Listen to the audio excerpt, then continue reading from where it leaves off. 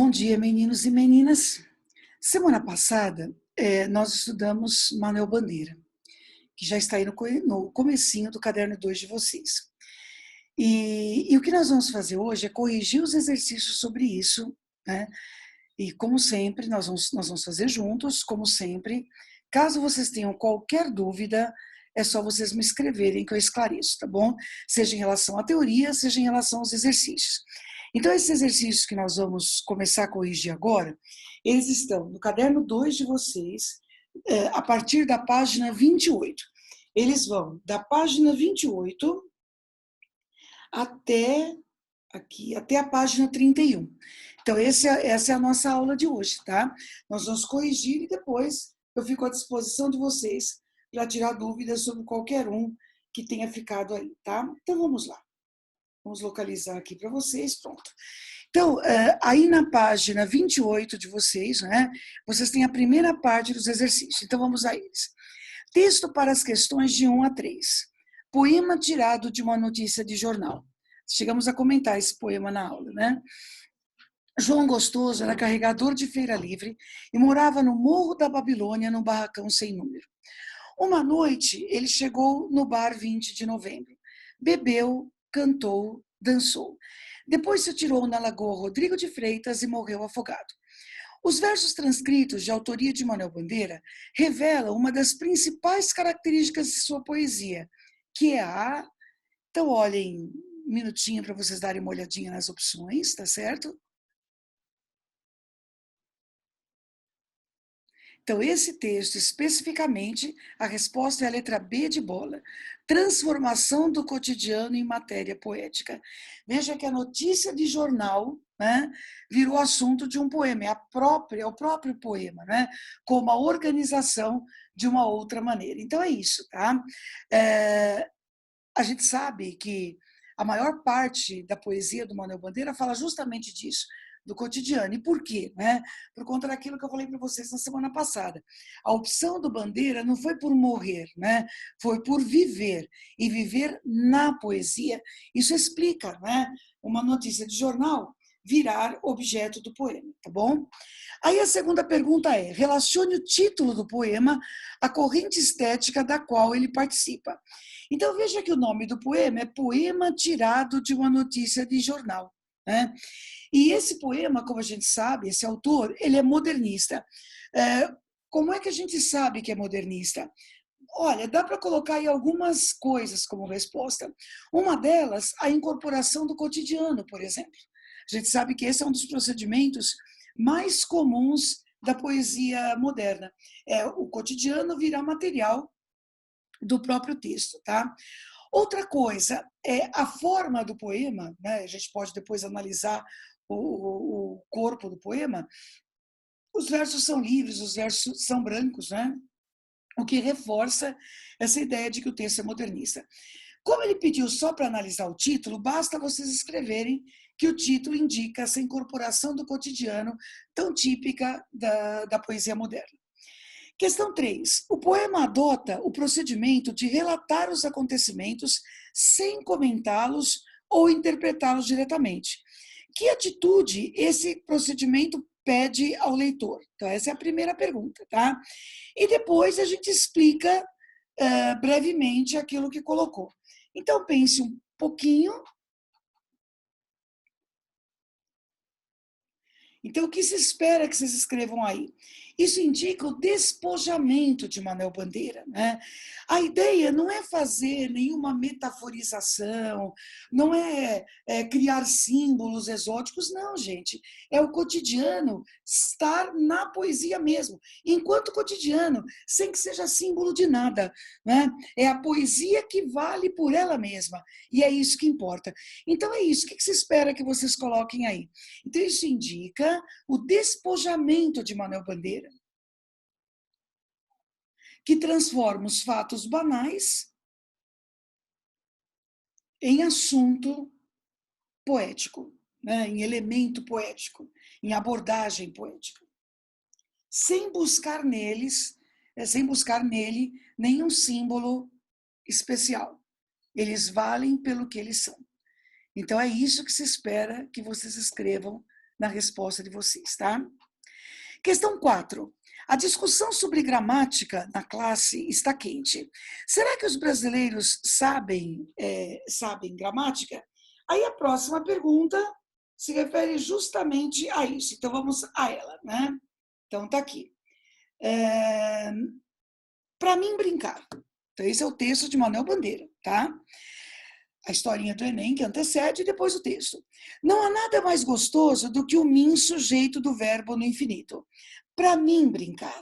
As cariocas que não sabem gramática falam assim. Todos os brasileiros deviam de querer falar como as cariocas que não sabem gramática. As palavras mais feias da língua portuguesa são quiçá, alhures e miúde. Então, sem nenhum comentário, vocês vão tentar primeiro, tá? Com a orientação da professora e após o debate sobre o texto de Manuel Bandeira, os alunos chegaram à seguinte conclusão. Então, pense um pouquinho, tá certo? Veja o que vocês iriam colocar e eu comento depois. Segundo Manuel Bandeira, as palavras mais feias da língua portuguesa são quiçá, alhures e miúde, né? Que são palavras que existem, mas vamos combinar, elas são muito pouco utilizadas. Para mim, brincar, mesmo que esteja errado gramaticalmente, de acordo com a norma culta, mim não é sujeito, né? Então, o certo deveria ser para eu brincar. Gente, há muitas e muitas pessoas falam assim. Isso justifica a letra A como resposta. Uma das propostas mais ousadas do modernismo foi a busca da identidade do povo brasileiro e o registro, no texto literário, da diversidade das falas brasileiras. E assim, a valorização dessa diversidade dentro do que essa diversidade é. É isso que importa, não é? Não é aquilo que teoricamente é correto. O que é correto para o escritor moderno é aquilo que as pessoas usam, né? Aquilo que faz parte dessa vida cotidiana delas, tá bom? A questão 5. Oração à Teresinha do Menino Jesus. Perdi o jeito de sofrer, ora essa. Não sinto mais aquele gosto cabotino da tristeza. Quero alegria. Me dá alegria, Santa Teresa. Santa Teresa não, Teresinha. Teresinha, Teresinha. Teresinha do Menino Jesus. Sobre este trecho do poema, só não é correto afirmar o quê? Então, pensem aí nas possibilidades, qual que está errada, e pensem aí do jeito de vocês, por que vocês veem isso como incorreto, tá?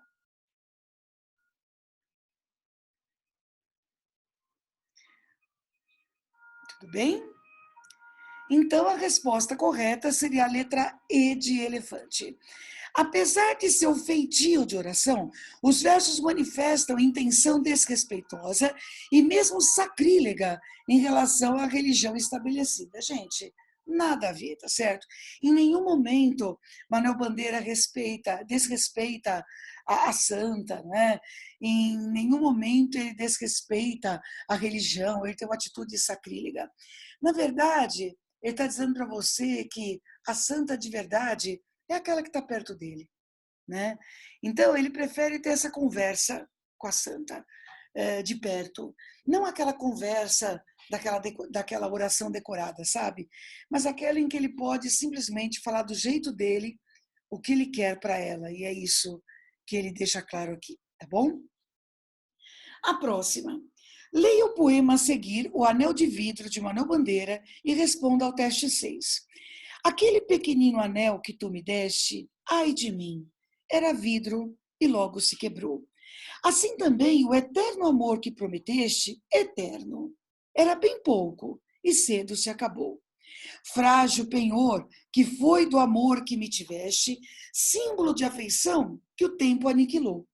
Aquele pequenino anel que tu me deste, ai de mim, era vidro e logo se quebrou.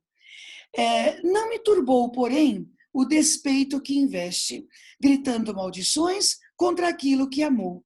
De ti conservo na alma saudade celeste, como também guardei o pó que me ficou daquele pequenino anel que tu me deste. Antes de prosseguir, veja só, né? Seja em relação a santa, seja em relação à notícia de jornal, né? Seja em relação a esse texto que simbolicamente, né, trabalha aí com os sentimentos, o Bandeira sempre é simples, né? O que atrai na poesia de um escritor como esse é justamente isso, né? Essa simplicidade de falar sobre coisas que talvez se passem com quaisquer pessoas, tá? A pergunta é, neste texto acontece o quê? Então, olhem um pouquinho com atenção, pense um pouquinho. Não é uma questão difícil, tá?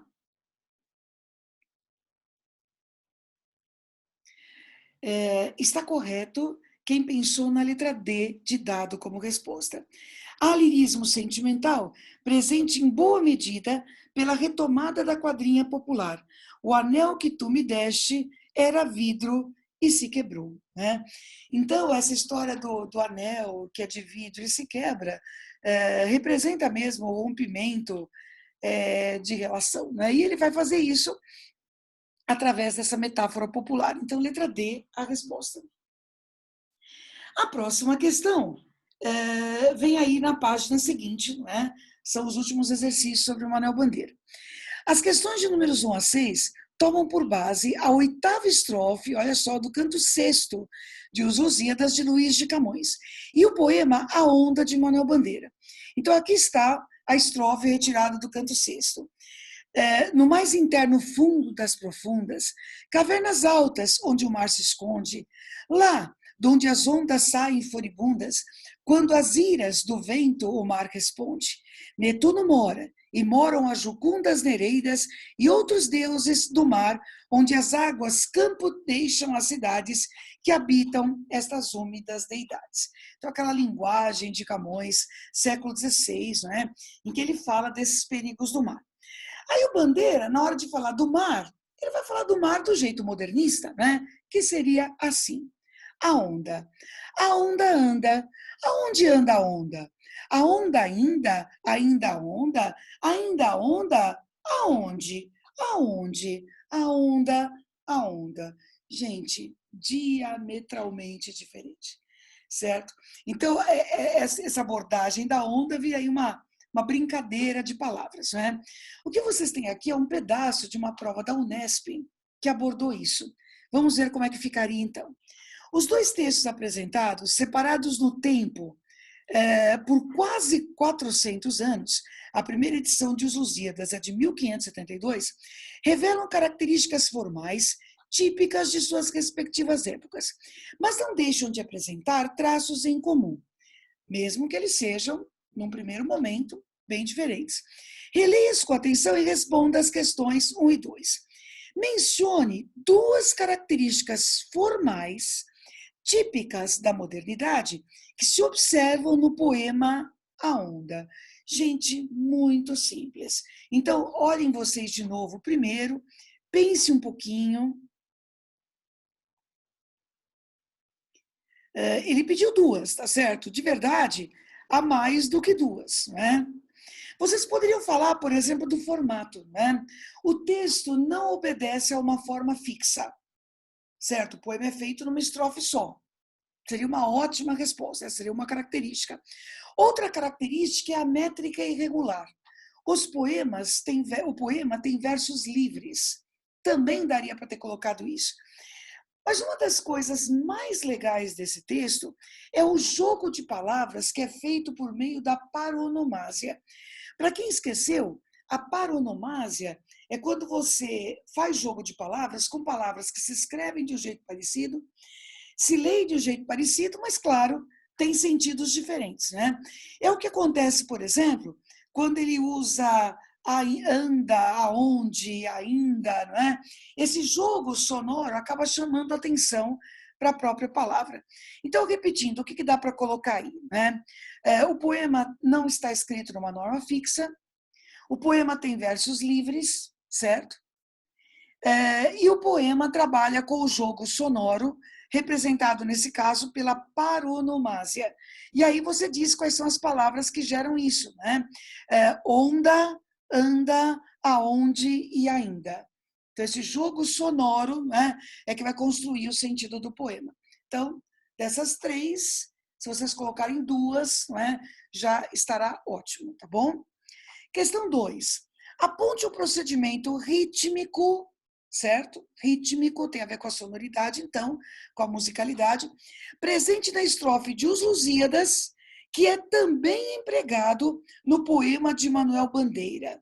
Então, pense um pouquinho. O que daria para colocar que existe nos dois textos? Essa é uma questão um pouquinho mais difícil, mas também dá para fazer. Jogo sonoro, certo? Muito bem. Em relação a Camões, né, nós podemos falar da paronomásia também, quer dizer, os dois trabalham com paronomásia. E ele trabalha com paronomásia entre os termos fundo, profundas, né? Ou ainda onde, esconde, donde, não é? Então é isso, ó. Então, o que existe em comum nos dois textos é a paronomásia, certo? Em Camões, ocorre entre as palavras. E aí use os exemplos que quiserem, né? Você pode usar onde, esconde e donde, né? Pode usar profundas, furibundas, tá certo? Então são termos que são também têm essa sonoridade semelhante. E no caso do texto de Manuel Bandeira, né? Vocês podem usar esse que nós acabamos de mencionar, né? Que aparece entre onda, anda, aonde e ainda. Então, apesar de serem textos de épocas completamente diferentes, os dois trabalham com o recurso da musicalidade, por meio da paronomásia. E aí você cita o exemplo de cada texto, tá bom?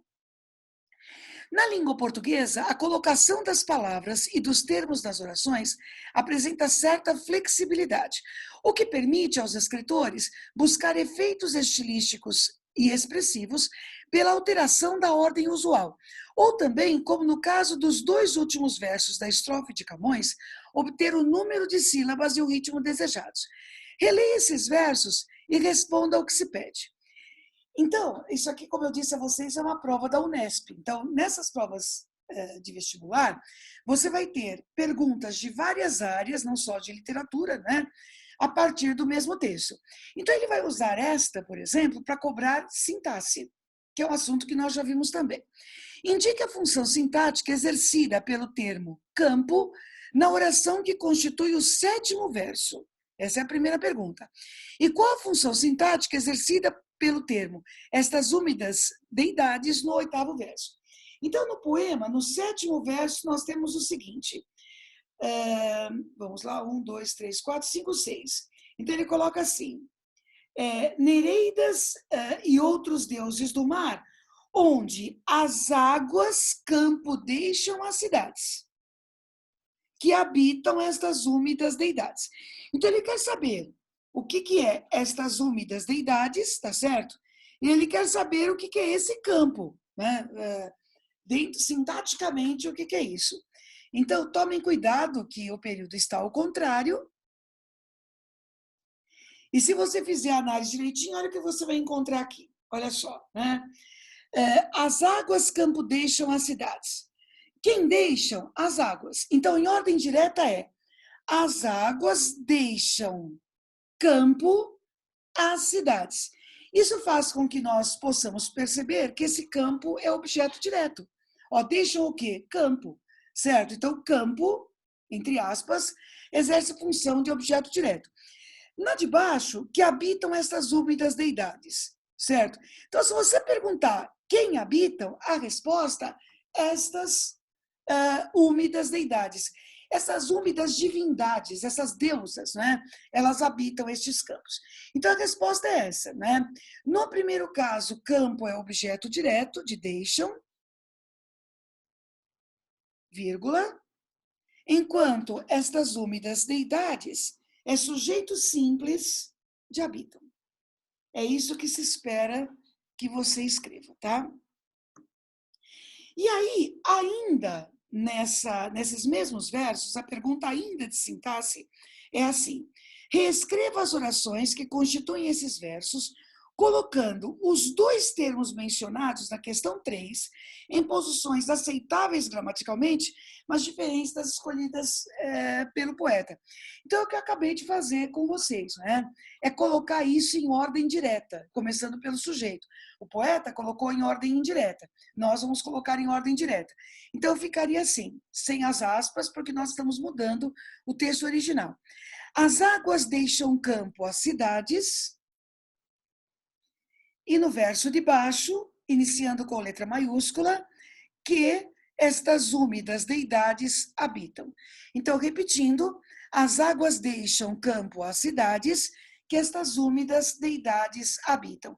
Portanto, gente, é isso, era só pegar isso aí e colocar em ordem direta, tá? É um jeito de cobrar de vocês análise sintática, sem necessariamente pedir que vocês identifiquem cada termo, tá? O poema épico de Camões, entre outros ingredientes da epopeia clássica, apresenta o chamado maravilhoso, que consiste na intervenção de seres sobrenaturais nas ações narradas. Quando tais seres pertencem ao universo e à mitologia clássica, diz-se maravilhoso pagão. Quando pertence ao universo do cristianismo, diz-se maravilhoso cristão. Com base nessa informação, responda as questões 5 e 6. Então, vamos às últimas questões. Identifique o tipo de maravilhoso presente na oitava Os Lusíadas. Veja que ele fala das entidades que habitam o mar, né? Ele fala das deidades que estão lá. Então, só por aí, a gente já percebe que não é um maravilhoso cristão. Ele não está usando a religião tradicional católica, né? Mas ele está usando personagens da mitologia greco-latina. Portanto, gente, está presente aí o maravilhoso pagão. Era isso que se esperava na resposta, né? Então, está presente o maravilhoso pagão, vírgula, como percebemos pela presença das divindades do oceano, das deusas que habitam o oceano. E a última, comprove a resposta dada à questão anterior, com exemplos da própria estrofe. Gente, muito simples, né? É só a gente copiar esses últimos versos aqui, certo? Então, você abre aspas, né? E coloca esse pedacinho. As águas campo deixam as cidades que habitam essas úmidas deidades. E você grifa essas deidades, né? Que é a identificação aí das divindades que habitam o mar, né?